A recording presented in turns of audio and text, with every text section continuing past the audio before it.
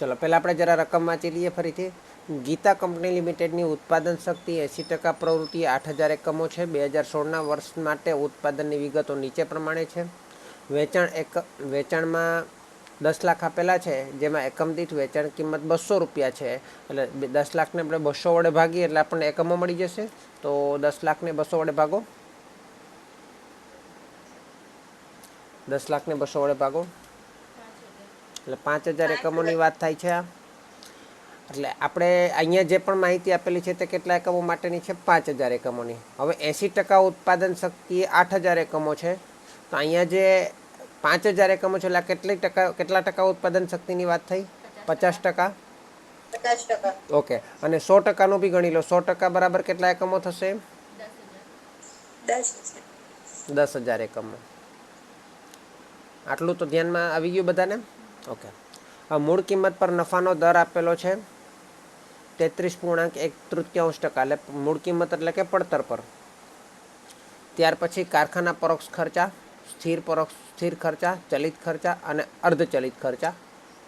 હવે ચલિત ખર્ચા પાછા પ્રાથમિક પડતર સાથે રિલેટેડ આપેલા છે કે એ પાછા 10% તો છે જ, અને આ જે ટકાવારી આપેલી 30, 20 અને 10 તે એ ત્રણેયનું પ્રમાણ મળી ગયું, અને સ્થિર ખર્ચા, ચલિત ખર્ચા અને અર્ધચલિત ખર્ચાનો। ત્યાર પછી ઓફિસ પરોક્ષ ખર્ચામાં 60% સ્થિર છે। એ 60% સ્થિર એટલે ઓફિસ પરોક્ષ ખર્ચા જે કુલ છે તેમાંથી 60% સ્થિર છે અને 40% ચલિત છે, અને એ જે 20% છે તે કુલ પડતર સાથે રિલેટેડ છે। વેચાણના પરોક્ષ ખર્ચા 70% સ્થિર છે અને એ 70% ચલિત છે, એટલે કે 30% સ્થિર થશે, અને એ જે છે તે 13.1/3 છે, એટલે કુલ પડતર સાથે રિલેટેડ છે। માલ સામાન અને મજૂરી ખર્ચનું પ્રમાણ આપેલ છે। કારખાનાના અર્ધચલિત ખર્ચા 60% ઉત્પાદન પ્રવૃત્તિ સુધી 50% વધે છે, અને ત્યારબાદ તેમાં 100%નો વધારો થાય છે, એટલે એ અર્ધચલિત ખર્ચાની ગણતરી થઈ જશે। એકમ દીઠ વેચાણ કિંમત એક સરખી રહેશે બધા જમાં, 100% સુધી એકમ દીઠ વેચાણ કિંમતમાં કોઈ ફેર નથી થવાનો। ગીતા કંપની લિમિટેડ માટે 50%નું તો બની જ જવાનું છે આના પરથી, 60%નું અને 80% ઉત્પાદનની પ્રવૃત્તિ માટે પરિવર્તનશીલ બજેટ તૈયાર કરો। એટલે ભલે ઉપર અહીંયા 80%નું આપેલું છે, બરાબર છે, પણ આપણને જે માહિતી આપી છે તે 50% માટેની આપેલી છે। ઉપર 80% જોઈને આપણે માહિતી આપેલી છે 80% નહીં સમજી લેવાની, આવી ભૂલ થાય। ચલો હવે પહેલાં પડતરના પત્રકના સ્ટેપ પ્રમાણે એક પત્રક બનાવી દઈએ ખાલી વિગતનું, પછી આપણે એની અંદર આંકડાઓ ભરીશું। તો સૌથી પહેલાં આની અંદર છે માલ સામાન, ત્યાર પછી મજૂરી એટલે પ્રાથમિક પડતર મળશે। આ પ્રાથમિક પડતર જે છે તેની અંદર કારખાના પરોક્ષ ખર્ચા ઉમેરીએ। કારખાના પરોક્ષ ખર્ચની અંદર સ્થિર છે, ચલિત છે અને અર્ધચલિત છે। ત્યાર પછી એની અંદર ઓફિસ પરોક્ષ ખર્ચા ઉમેરીએ। એની અંદર સ્થિર છે,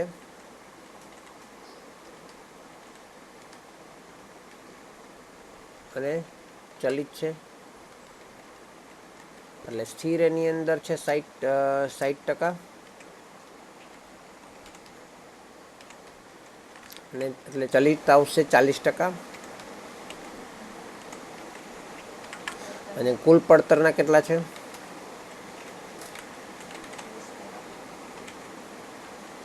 કુલ પડતરના 20% છે। ચાલો ત્યાર પછી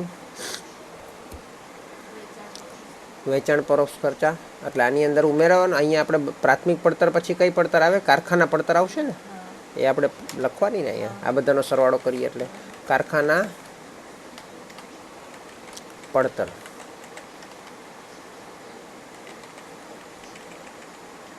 ચલો ત્યાર પછી ઓફિસ પરોક્ષ ખર્ચા આપણે ઉમેરીએ, એટલે આપણને ઓફિસ પડતર અથવા તો ઉત્પાદન પડતર,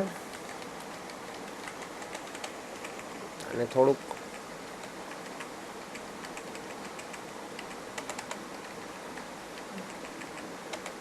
અલગ લખીએ।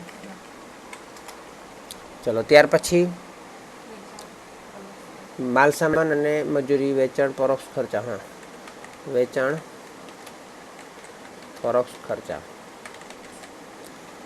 એ પાછા કેટલા આપેલા છે કુલ પડતરના? 13.1/3 એટલે 13 * 39 ને 40/3%. જુઓ ભાઈ, ધ્યાન આપજો. 40/3%. 40/3 થશે ને? સામાન્ય ગણતરી છે જે તમે 5મા, 6, 7મામાં મિશ્ર અપૂર્ણાંકને શુદ્ધ અપૂર્ણાંકમાં ફેરવતા હતા તેમ. 13 * 39 ને 40/3. ચાલો, ત્યાર પછી વેચાણ પરોક્ષ ખર્ચા. એની અંદર સ્થિર ચલિત આપેલા છે એટલે સ્થિર 30% થશે અને ચલિત 70% થશે. એટલે વેચાણ પડતર અથવા તો કુલ પડતર મળશે. હવે આ જે કુલ પડતર છે તેમાં નફો ઉમેરીશું. નફા માટે આપણને સૌથી ઉપર આપણે મૂળ કિંમત પર નફાનો દર 33.1/3. મૂળ કિંમત પર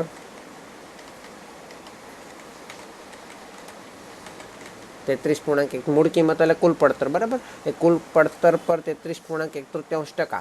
33.1/3 એટલે તો બધાને ખબર છે. 33.33 એટલે ત્રીજો ભાગ થાય. પહેલામાં જોવા જેવું હતું 40/3માં. આની અંદર તો કંઈ જોવા જેવું છે નહીં. મૂળ કિંમત પર 33.1/3 એટલે 33.33% લખો તો પણ ચાલે. 1/3 ભાગ લખો તો પણ ચાલે. ચલો, એ નફાનો દર મૂળ કિંમત પર એટલે કે કુલ પડતર પર. એટલે આપણને વેચાણ મળે. અને વેચાણ આપણને ઓલરેડી આપી દીધેલું છે 10 લાખ. એટલે દાખલામાં છેલ્લી રકમ આપણને આપી દીધેલી છે અને એ બી 50% મુજબ. 50% ઉત્પાદન ક્ષમતા મુજબ. ઓકે, હવે આ 10 લાખ છે તે મૂળ કિંમત પર 33.33% નફો ચડાવીને મૂકીએ છીએ. તો એના માટે આ જે 33.33% છે તે કોના પર ગણાય? કુલ પડતર પર, એટલે કે મૂળ કિંમત પર. એટલે મૂળ કિંમત એટલે કુલ પડતર જે છે તે 100% ધારવાની. અને 100 + 33.33% એટલે 33.33% છે. એમ બીજી રીતે જોઈએ તો એક ભાગ છે અને 100 છે તે 3 ભાગ છે. કે 3નો ત્રીજો ભાગ 1 થાય ને. હજુ પણ એક રીતે જોવું હોય તો જોવાય, પણ જો એ હું તમને અલગથી પાછું બતાવીશ, બરાબર. એટલે એનો અર્થ એમ થયો કે વેચાણ છે તે કેટલું છે? 133.33% અથવા તો 4 ભાગ, અથવા તો 4 ભાગ કહેવાય. એટલે 10 લાખ બરાબર 4 ભાગ અથવા તો 10 લાખ બરાબર 133.33%. તો 100% બરાબર કેટલા? અથવા તો 10 લાખને 133.33% વડે ભાગાકાર કરો. હવે આમાં તમારે કરવાનું શું? કેલ્ક્યુલેટરની અંદર 133 ખાલી 2 વખત 33 નહીં લખવાના પોઈન્ટ પછી. જેટલા કેલ્ક્યુલેટરની અંદર સમાય ને એટલા લખી દેવાના. લખો જો 10 લાખ ભાગ્યા 133.33માં તગડા પછી વધારે કરજો, જેટલા સમાય તેટલા. હવે ટકાની નિશાની દબાવો એટલે તમને 100% મળે. કેટલા મળ્યા? કેટલા મળ્યા બતાવો મને. 33.33 100% જ મળે હંમેશા. ભાગાકાર કરો એટલે 7,50,000. ખ્યાલ આવ્યો ને? તો આ વસ્તુ ખાસ ધ્યાનમાં રાખજો. જ્યારે પણ આવા 0.33 હોય કે 0.66 હોય ત્યારે તમારે આખી કેલ્ક્યુલેટર ભરી દેવાનું, બરાબર. એટલે તમને નફો મળી જશે 2,50,000. અને ચેક કરવું હોય તો કરી લો. 7,50,000ના 3 ભાગ કરો એટલે 2,50,000 આવી જાય. ઓકે, અને 10 લાખના 4 ભાગ કરો પણ તમને પછી તો પણ આવી જાય 2,50,000. હવે પાછું કુલ પડતરના અહીંયા બે જગ્યા આપેલા છે. કુલ પડતરના 40.3% અને કુલ પડતરના 20%. એ કુલ મળે. આપણે કુલનું આમ કામ નથી, તો એના પરથી પાછું આપણે સ્થિર અને ચલિત અલગ અલગ કરી દેવાનું.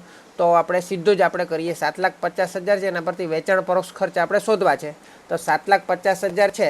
જો બે વસ્તુ કરી શકો આપણે. 40/3% શોધવા હોય ને તો કાં તો તમે 40% કરીને પછી એને 3 વડે ભાગી દો, અથવા તો 7,50,000ને પહેલાં 3 વડે ભાગી દો, પછી એના 40% કરો. બેમાંથી કંઈ પણ કરો, બધું એક જ છે. તો 7,50,000 ગુણ્યા 40% એટલે 3 લાખ આવે છે, એને ભાગ્યા 3 કરી દો એટલે 1 લાખ આપણા વેચાણ પરોક્ષ ખર્ચ આવશે. એ 1 લાખની અંદર સ્થિર ખર્ચા કેટલા છે? એ 1 લાખની અંદર સ્થિર ખર્ચા કેટલા છે? 30% એટલે 30,000 થશે. અને એ 1 લાખની અંદર ચલિત ખર્ચા કેટલા છે? 70,000 એટલે 70,000 આવશે. 70% એટલે 70,000 આવશે. હવે આ જે કુલ પડતર મળી તેની અંદર એ કઈ રીતે મળી? તો કે વેચાણ પરોક્ષ ખર્ચા જે છે એટલે સ્થિર અને ચલિત બંને એની અંદર ટોટલ કર્યું ત્યારે કુલ પડતર મળી. એટલે કેમાં ટોટલ કર્યું એ વસ્તુ? વેચાણ પરોક્ષ ખર્ચા શેમાં ઉમેર્યા એટલે આપણને કુલ પડતર મળી? તો વેચાણ પરોક્ષ ખર્ચા ઉત્પાદન પડતરમાં પ્લસ કર્યા એટલે આપણને કુલ પડતર મળી. હે ને? તો કુલ પડતરમાંથી એ વેચાણ પરોક્ષ ખર્ચા એટલે કે 1 લાખ એટલે કે 70,000 ને 30,000 બાદ કરીએ તો આપણને ઉત્પાદન પડતર મળે. જો ફરીથી જોઈ લો જરા. આ ઉત્પાદન પડતરનો જે અહીંયા આંકડો આવશે એની અંદર આપણે આ બંને ખર્ચા એટલે કે વેચાણ પરોક્ષ ખર્ચા ઉમેરીએ, પ્લસ કરીએ, અહીંયા પ્લસ આવે તો આપણને કુલ પડતર મળે 7,50,000. હવે આપણે એના પરથી ઉત્પાદન પડતર જોઈતું હોય તો શું કરવાનું? કઈ રકમમાં આપણે 1 લાખ ઉમેરીએ તો 7,50,000 આવ્યા? તો કે 6,50,000માં આપણે આ 1 લાખ ઉમેર્યા વેચાણ પરોક્ષ ખર્ચા એટલે 7,50,000 આવ્યા. અચ્છા, ઉપરથી જો બીજી રીતે ગાણિતિક દ્રષ્ટિએ જુઓ તો ઉપરથી નીચે જતા હોય ને પ્લસ કરતા હોય તો નીચેથી ઉપર જાઓ તો શું કરવાનું?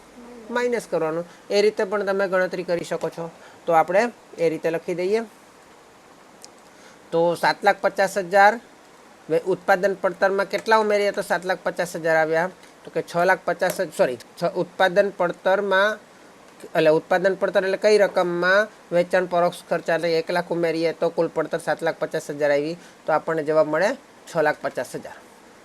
ઓકે, તો આ જ રીતે ફરીથી આપણે જોઈએ 6,50,000 ઉત્પાદન પડતર મળી ગઈ છે. હવે ઓફિસ પરોક્ષ ખર્ચની વાત કરીએ તો એ બી આપણને કુલ પડતરની રકમ પરથી આપેલ છે. તો કુલ પડતર આપણી પાસે 7,50,000 છે. એના 20% આપણને ઓફિસ પરોક્ષ ખર્ચા છે. એટલે 7,50,000ના સિમ્પલ 20% કરવાના છે તમારે. 1,50,000 આવે? બતાવો. 1,50,000 આવ્યા?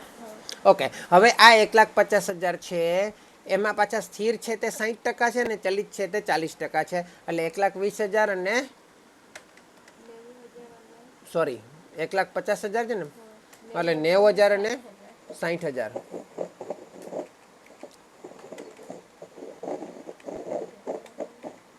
$90,000 અને 60,000.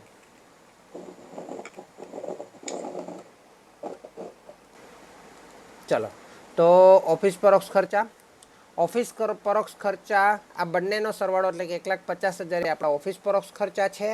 હવે 6,50,000 ઉત્પાદન પડતર આપણને કઈ રીતે મળે? તો કે ઓફિસ પરોક્ષ ખર્ચા ઉમેરવાથી મળે. શેમાં ઓફિસ પરોક્ષ ખર્ચા ઉમેરવાના હોય? તો કારખાના પડતરમાં જે આપણને રકમ મળી, જે કારખાના પડતરની અંદર આપણને જે રકમ મળે તેની અંદર આપણે ઓફિસ ખર્ચા ઉમેરીએ. કારખાના પડતરની અંદર જે રકમ હોય તેની અંદર ઓફિસ પરોક્ષ ખર્ચા આપણે પ્લસ કરીએ એટલે કે 1,50,000 90,000 પ્લસ 60,000 એટલે 1,50,000 ઉમેરીએ તો આપણને ઉત્પાદન પડતર 6,50,000 મળે. તો કારખાના પડતર કેટલી હશે કે જેમાં આપણે આ 1,50,000 ઉમેરીએ તો 6,50,000 થાય? 5 લાખ. વેરી ગુડ, શાબાશ. હે? અથવા તો ઊંધી પ્રોસેસ કરો કે 6,50,000માંથી 60,000 ને 90,000 એટલે 1,50,000 બાદ કરો તો પણ તમને ડાયરેક્ટલી મળી જશે. તો આપણને 5 લાખ મળે.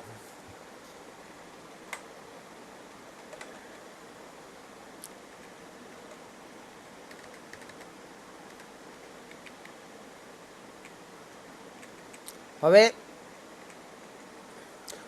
ઘણો બધો ભાગ પતી ગયો, તેમ છતાં ઘણો બધો ભાગ હજુ ગણતરીમાં બાકી છે. સ્થિર ચલિત અને અર્ધચલિત માટે આપણને પ્રમાણ આપેલું છે, સોરી ટકાવારી આપેલી છે. સ્થિર છે તે 30% છે, ચલિત છે તે 20% છે અને અર્ધચલિત ખર્ચા છે તે 10% છે.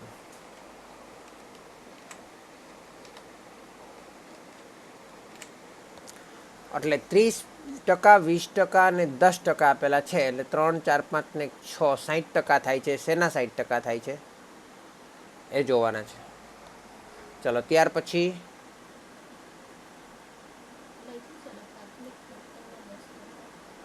એ અલગ છે. આ સ્થિર ચલિત અને અર્ધચલિત છે ને એમાં કંઈક ટકાવારીમાં 100% થવા જોઈએ, ત્રણે ત્રણ મળીને. અહીંયા તમારા 3, 4, 5 ને 6, 60% જ થાય છે. એ ત્રણે ત્રણનો સરવાળો 100% થવો જોઈએ. હવે કારખાનાના અર્ધચલિત ખર્ચા એ 60% ઉત્પાદન, એ તો આપણે હાલમાં કામનું નથી. માલસામાન અને મજૂરી ખર્ચનું પ્રમાણ આપેલું છે 6:4. માલસામાન અને મજૂરીનું પ્રમાણ આપેલું છે 6:4. એટલે હું અહીં 6 અને 4 લખી દઉં છું અને થોડીક બ્રેક મારું છું. જો અહીંયા કારખાના પરોક્ષ ખર્ચ એટલે અહીંયા જે ટકાવારી અંદર આપેલી છે તે કારખાના પરોક્ષ ખર્ચ જે કુલ હોય તેની ટકાવારી હોય. એટલે કુલ આ ત્રણેયનો સરવાળો કરો તો 100% થવો જોઈએ, પરંતુ અહીંયા થતો નથી. એટલે કાં તો અહીંયા ટકાવારીમાં ભૂલ હોય, બરાબર, કાં તો કોઈ વસ્તુ છાપવાની રહી ગઈ હોય અને 100 કરવા માટેની બાકીની વસ્તુ હોય, પણ સ્થિર ચલિત અને અચલિત મળે એટલે એના સિવાયનું ત્રીજું ચોથું તો કંઈ આવે નહીં. એટલે એમાં બી કંઈ બાકી રહેતું નથી. એટલે 30%, 20% અને 10%ની જગ્યાએ આપણે એને 3:2 આપણે પ્રમાણ સમજીને આપણે દાખલો ગણી કાઢીએ. ઓકે, તો જે પ્રાથમિક પડતરના 10% એટલે ચલિત ખર્ચા છે, હવે આને હું 3:2 પ્રમાણ ધારું તો હું 3x, 2x અને 1x સમજી લઉં, x ધારી લઉં. હવે ચલિત ખર્ચા જે છે તે પ્રાથમિક પડતરના 10% છે. પ્રાથમિક પડતર જે છે એના 10%, એટલે ચલિત ખર્ચા 2x છે. તો પ્રાથમિક પડતરના 10% કીધા હોય તો પ્રાથમિક પડતરના 10% 2 બરાબર 10%, તો 100 બરાબર કેટલા? તો 20 થશે. એટલે અહીંયા હું 20x લઈ લઉં, અહીંયા હું 20x લઈ લઉં. હવે જો અહીંયા ચલિત ખર્ચા પ્રાથમિક પડતરના 10%ની જગ્યાએ એમ કીધું કે મજૂરીના 10% છે, હે ને, કે મજૂરીના 20% છે, જે પણ કંઈ તો મજૂરીમાં આ રકમ લખવાની 20x. ઓકે, અહીંયા આપણને પ્રાથમિક પડતરમાં આપેલું છે એટલે 20x પ્રાથમિકમાં લખી દીધા. હવે એને માલસામાન અને મજૂરીનું પ્રમાણ પણ આપેલું છે 6:4. તો માલસામાન અને મજૂરીનું પ્રમાણ 6:4 આપેલું છે, તો 20x ને 6:4 હું વેચી દઉં તો 12x અને કેટલા આવશે? 12x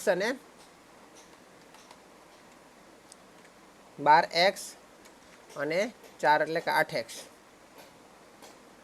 ઓકે, તો હવે તમે જુઓ કે પ્રાથમિક પડતરમાં આપણે આ કારખાના પરોક્ષ ખર્ચા ઉમેરીએ તો આપણને કારખાના પડતર મળે. તો પ્રાથમિક પડતરના 20x ને તમે આ બાકીના 3 એટલે કે 3x, 2x અને 1x સાથે સરવાળો કરો તો 20 ને 3 23, 24, 25 ને 26x થાય. એટલે 26x તમારું કારખાના પડતર આવવું જોઈએ. ઓકે, હવે 26x તમે લો તો 26x બરાબર 5 લાખ ગણીને આપણે દાખલો ગણવાનો થાય. હવે આની અંદર પોઈન્ટમાં જો આ રીતે લેશું તો અહીંયા 26x આવે અને 26x ને 5 લાખ વડે ભાગી શકાય નહીં. એટલે આપણે જે x વાળું લઈ લીધું ટકાવારીમાંથી, તો એની જગ્યાએ આપણે એક કામ કરીએ, ટકાવારી રહેવા દઈએ, રકમમાં એવી રીતે ફેરફાર કરીએ કે જવાબ આપણો આ મીન્સ કે વ્યવસ્થિત આવે ને તમને દાખલામાં સમજ પડે. અને આ જે ટકાવારી છે તે ટકાવારી બધી આપણે રાખીએ, પરંતુ એની અંદર છે ને ચલિત ખર્ચાની ટકાવારી, અર્ધચલિત ખર્ચની જે ટકાવારી છે તેમાં આપણે ફેરફાર કરીએ. કારણ કે પછી પાછળના હવાલામાં પણ આપેલું છે કે કારખાનાના અર્ધચલિત ખર્ચા 60% પ્રવૃત્તિ સુધી 50% વધશે. બરાબર છે, તો ત્યાં બી પછી એ રકમમાં બધે ફેરફાર થઈ જાય. ઓકે, તો આ અર્ધચલિત ખર્ચના છે ને આપણે કુલ 100% હોવા જોઈએ. એટલે 30%, 20% અને બીજા બાકીના 50% હું અહીં ગોઠવી દઉં છું. ઓકે, એટલે કુલ 100% થવા જોઈએ. હવે અહીંયા આપણે ફેરફાર કરવાનો છે. તો કારખાના પરોક્ષ ખર્ચની અંદર જે ચલિત ખર્ચા છે ત્યાં લખેલું છે કે પ્રાથમિક પડતરના 10% છે. ચલિત ખર્ચા 20% બરાબર પ્રાથમિક પડતરના 10%, તો પ્રાથમિક પડતર 200% હોવી જોઈએ. હવે આ 200%ની અંદર આપણે સ્થિર ખર્ચા, ચલિત ખર્ચા અને અર્ધચલિત ખર્ચા ઉમેરીએ તો આપણને કારખાના પડતર જે છે તે 200% પ્લસ 100% એટલે કેટલા થશે? 300% થશે.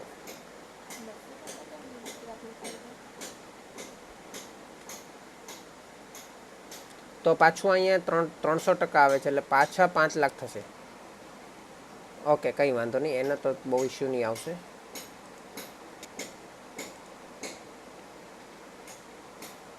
ચલિત ખર્ચા 20% છે ને, જે પ્રાથમિક પડતરના 10% છે. પ્રાથમિક પડતર 200 હોય તો ચલિત ખર્ચા 20% થાય ને, 10% પ્રમાણે.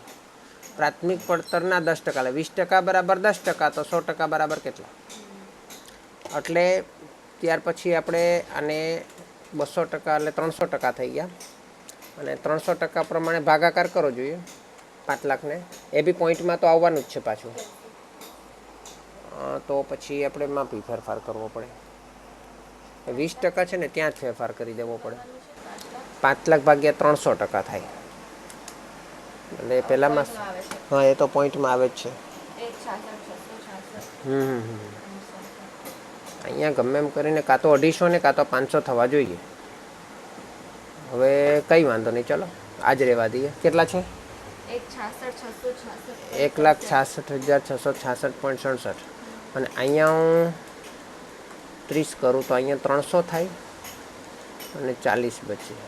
300 ને 100 400, અહીંયા 30 અને અહીંયા 40 કરું તો અહીંયા 400 થાય અને અહીંયા 4 5 6 7 30% થાય તો અહીંયા 500 થાય. અને હવે આપણે ગણીએ તો 5 લાખ ભાગ્યા 500%, હવે તમારો 100% મળી જશે. કેટલા થાય છે? 1 લાખ. હવે એ 1 લાખ છે એને ગુણ્યા 400% કરો એટલે પ્રાથમિક પડતર મળશે, અથવા તો 4 લાખ. એને ગુણ્યા એટલે પહેલાં 30% કરો 1 લાખના, એટલે 30,000 થશે. પછી 40,000 થશે અને અર્ધચલિત ખર્ચા 30,000 થશે. અને અહીંયા તમને મળશે 6/4 4 લાખને વેચી દો, 2,40,000 અને મજૂરી 1,60,000. એટલે અહીંયા આ રીતે તમારે દાખલો થાય રકમમાં ફેરફાર કરીને. કારણ કે 100% જો તમારા કુલ ખર્ચા જે હોય તે 100% થવા જ જોઈએ, અને આ રીતે રકમમાં ફેરફાર આપણે કરવો પડે. આ ટકાવારીમાં ફેરફાર 30 20 10ની જગ્યાએ 30 40 30 કરી દીધું. એટલે મેં અહીંયા 5 લાખ હતા એટલે ટોટલ 500 આવે એ રીતે રકમ ગોઠવી દીધી. એટલે અહીંયા તમારે હજુ 50%નું બન્યું છે. આજે તમારી ગણતરી બની છે તે 50% માટે બની છે. એટલે હજુ એના પરથી આપણે 50% એટલે કેટલા એકમો છે? 5,000 એકમો. 5,000 એકમો માટે બની છે. એટલે એના પરથી આપણે 60% એટલે કે 6,000 એકમ ને 80% એટલે કે 7,000 એકમનું પણ બનાવવાનું છે, 8,000 એકમનું. અને તો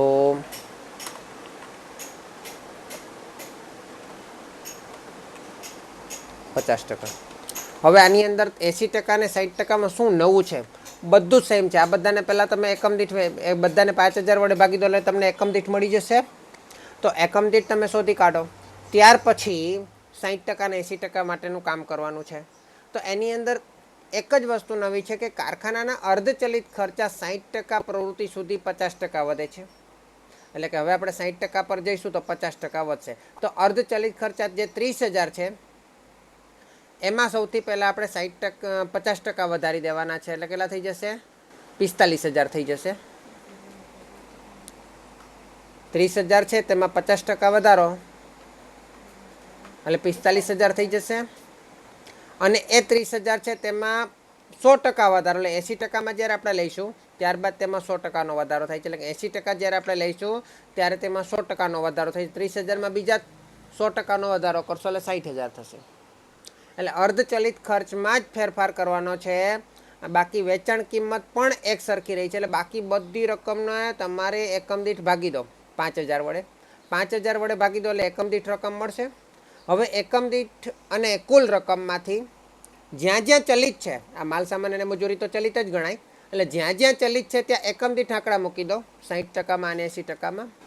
ચલિત ખર્ચ અર્ધચલિત ખર્ચ સિવાય જ્યાં જ્યાં ચલિત થાય છે ત્યાં બધામાં એકમ દીઠ આંકડા મૂકી દો, અને જ્યાં જ્યાં સ્થિર થાય છે ત્યાં બધામાં કુલવાળા આંકડા મૂકી દો. અને વેચાણની અંદર એકમ દીઠવાળો આંકડો મૂકજો, કારણ કે વેચાણ એકમ દીઠ કિંમત સ્થિર રહે છે એમ લખેલું છે. અને તમારે જે એકમો હોય 5000 હોય 6000 હોય કે 10000 હોય કે 8000 હોય એ એકમો વડે ગુણાકાર ભાગાકાર કરશો એટલે તમને કુલ રકમ અને એકમ દીઠ રકમ બાકીની મળી જશે. પછી તમારે ચલિત એકમ અર્ધચલિત ખર્ચા તો મેં તમને કહી દીધા 45000 અને 60000 આવશે એટલે બાકીની રકમ તમને મળી જશે.